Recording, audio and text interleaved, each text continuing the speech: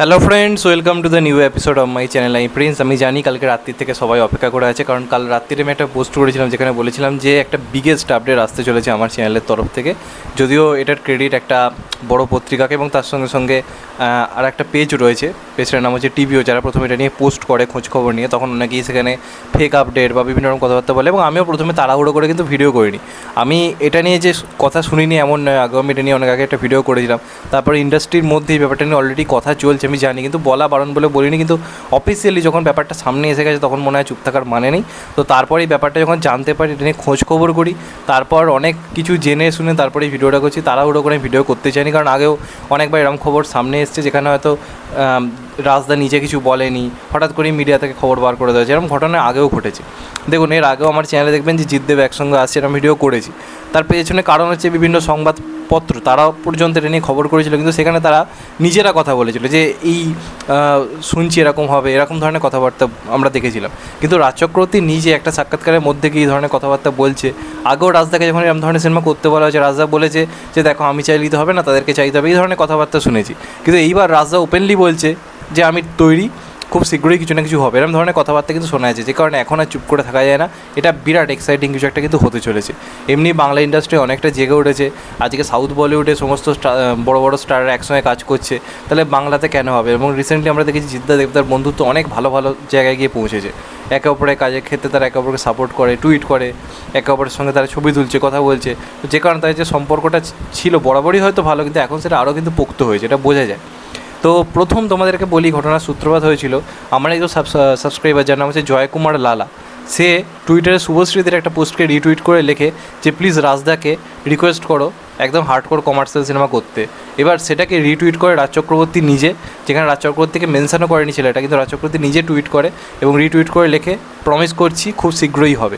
তোমরা দেখতে পাচ্ছ, আমি অলরেডি এখানে স্ক্রিনশট দিয়েছি। সেটা থেকে প্রথম আমরা কনফার্ম হই যে বিরাট বড় কিছু রাজ চক্রবর্তী করতে চলেছে, এবং রাজদার কাছ থেকে তোমরা এই ধরনের কথাবার্তাই শুনতে চাই। বাবলি হয়তো ভালো সিনেমা, আমি বলছি না খারাপ হবে, কিন্তু কেন আমি সমালোচনা করেছি? রাজ চক্রবর্তী মানে আমি সবসময় ভেবে এসেছি বড় কমার্শিয়াল কাজ, সেটা আমি রাজ চক্রবর্তীর কাছে আশা করি। যে কারণে বাবলির মতো সিনেমা রাজ চক্রবর্তী করছে আমি খুশি ছিলাম না। আমার বক্তব্য ওটাই ছিল, আমি সিনেমাটায় খারাপ একবারও বলছি না, সিনেমাটা অবভিয়াসলি ভালো হবে, কিন্তু আমি রাজ চক্রবর্তী মানে এরম জিনিসই বুঝি। একটা লোকই তো জিতদেব কাজ অব্দি একসঙ্গে আনতে পেরেছে, বাদবাকি কেউ কখনো না ভাবতে পেরেছে, করতে পেরেছে। এখন যদি কেউ করতে পারে, কারোর পক্ষে সম্ভব হয়, সেটা হচ্ছে একমাত্র এই লোকটাই। তো এবার কিন্তু জিনিসটা ঘটতে চলেছে।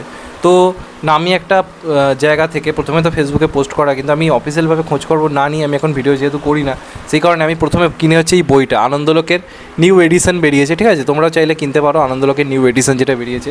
সেখানে তোমরা চলে যাবে 55 নম্বর পেজে, 55 নম্বর পেজে, এবং আমি এখানে স্ক্রিনশটও দিয়ে দিচ্ছি। সেখানে আর রাজদা কিন্তু অনেক ভয়ঙ্কর কিছু কথা বলেছে। প্রথমে ওপরে হেডলাইন দেওয়া কমার্শিয়াল ছবিতে জিতদেব, তারপর সেখানে রাজ চক্রবর্তী এখানে লেখা আছে বর্তমানে তার নতুন ছবি বাবলি নিয়ে প্রচারে মেতে আছেন রাজ চক্রবর্তী। এই নানা রকম কথাবার্তা হচ্ছে।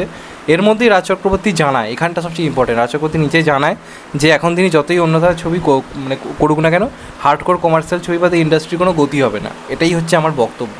রাজদার কাছ থেকে আমরা এই ধরনের কথাবার্তাই শুনতে চাই। এবার লোকটা সাহস পাচ্ছে কোথাও গিয়ে। তারপরে লেখে যে এটা ঠিক যে এখন চ্যালেঞ্জ বা চিরদিনই তুমি যাবানের মতো ছবি হলে সেটা এখন কোথাও গিয়ে বেমানান লাগবে, কিন্তু সময় নিরিখে কমার্শিয়াল ছবির ধরন বদলালেও কমার্শিয়াল সিনেমা কিন্তু করে যেতে হবে। তারপরে এখানে লেখা রয়েছে রাজের নিজের সূত্রের খবর, রাজ নিজে একটা বড়সড় কমার্শিয়াল ছবির পরিকল্পনা করছেন, যাতে নাকি চেষ্টা করা হচ্ছে দেব এবং জিতকে একসঙ্গে কাস্ট করার। এবং বলে রাখি, ইনসাইডার নিউজ অনুযায়ী অলরেডি কিন্তু জিদ্দা দেবদার সঙ্গে কিন্তু একটা মিটিং পর্যন্ত কিন্তু হয়েছে। এই মিটিংটা আজ না, মিটিংটা বেশ কদিন আগে হয়েছে, কিন্তু একটাই শর্ত ছিল দুজনের তরফ থেকে। এটা আমি ভেতরে নিউজ বলছি, এটা আমার অনেক আগে শোনা। এই রাজদা নিজেই খবরটা এই আনন্দলোকে বলার পরে আমার মনে হলো এই ব্যাপারটা এবার বলা যেতে পারে। তো সেই মিটিংয়ে যেটুকু ফিক্স হয়েছিল, জিদ্দা দেবদা দুজনেরই বক্তব্য আমাদের দুজনের চরিত্রের যেন গুরুত্ব থাকে, এমন যেন না মনে হয় যে আজকে দেবের চরিত্র বেশি ইম্পর্টেন্ট, জিদ্দা কোথাও গিয়ে ফিকে হয়ে যাচ্ছে, বা জিৎ বেশি ইম্পর্টেন্ট, দেব ফিকে হয়ে যাচ্ছে। এটা দুজনেই চায় না। দুজনেই চায় এমন একটা স্ক্রিপ্ট হবে যেখানে স্যাটা ভাঙা একটা স্ক্রিপ্ট, দুজনের সমান, যেটা দুই পৃথিবীতে ছিল, কেউ কারোর হচ্ছে কম যায় না। সেই রকম স্ক্রিপ্ট হলে তবেই তারা বলেছে রাজি হবে, এবং আলটিমেটলি রাজ চক্রবর্তী কিন্তু সেরকমভাবেই কাজ করছে, সেরকমই কিছু একটা করার চেষ্টা করছে, যে কারণে কিন্তু এখন জিনিসটা অনেকটা কিন্তু সম্ভাবনার দিকে এগোচ্ছে। এবার এটা এসবিএফের তরফ থেকে আসবে নাকি জিৎ আর দেব নিজেদের প্রোডাকশন হাউস থেকে, বা রাজ চক্রবর্তী নিজে প্রডিউস করবে সেটা তো সময় বলবে, কিন্তু এটা আলটিমেটলি কিন্তু হতে চলেছে। এতদিন ধরে আমরা নিজেরা মন গড়া কথা নানা রকম শুনে আসছিল, এবার রাজ চক্রবর্তী নিজের বলা কথা, এই আনন্দলোকের যে এডিশন বেরোয় ওখানে তারা গিয়ে নিজেদের বক্তব্য দেওয়া হয়, কোনো মন গড়া কথা কিন্তু লেখা হয় না। তো সেই হিসেবে এইবার কিন্তু অনেকটা আশা করা যায় যে কিন্তু জিতদেব একসঙ্গে হয়তো এক সিনেমা করতে চলেছে এবং সেটা আমরা রাজ চক্রবর্তীকে ডাইরেক্ট করতে দেখতে পাবো। এবং রাজ চক্রবর্তী সেটা কেউ ডিজার্ভ করে না ভাই, দেবজিৎকে একসঙ্গে প্রপারলি ভালোভাবে আনতে পারে একজনই, সেটা হচ্ছে রাজ চক্রবর্তী। এ নিয়ে কোনো সন্দেহ নেই, কেউ এটা জানি দ্বিমত পোষণ করবে না। তো দেখা যাক লাস্ট অবধি কী হয়। এটা একটা হিউজ আপডেট, আমি এটা নিয়ে আগে ভিডিও করতে পারতাম কিন্তু আমি দেখলাম না, আগে বইটা জোগাড় করি আলটিমেটলি জিনিসটা লেখা আছে কি না। তো এখন যখন অফিসিয়াল জায়গা থেকে রাজদা নিজে বলছে, এর থেকে আনন্দময় খবর আর কিছু হতে পারে না। তোমাদেরকে একদম ভালোভাবে জানিয়ে দিলাম, রেডি হয়ে যাও, একটু ধৈর্য ধরো। অবশ্যই অবশ্যই জিতদেবকে আমরা একসঙ্গে পেতে চলেছি, আমাদের স্বপ্ন পূরণ হতে চলেছে এবং সেটা তখনও রাজদা করেছিল, এখনও রাজদা করতে চলেছে।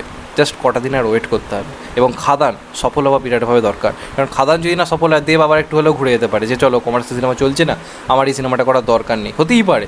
তো যে কারণে খাদান কিন্তু চলা খুব দরকার। বুমেরাং চেঙ্গিস অলরেডি চলেছে, খাদান দেবের কমার্শিয়াল কামব্যাক এটা চলা সবচেয়ে বেশি ইম্পর্টেন্ট। তাই জিৎ ফ্যান্স হোক বা দিক ফ্যান্স হোক প্রত্যেককে বলবো খাদানকে হিউজভাবে সাপোর্ট করো। খাদান সফল হলে আরও বড় বড় জিনিস ঘটবে, যেটা তোমরা দেখতেও পাচ্ছ, অলরেডি প্ল্যানিং শুরু হয়ে গেছে।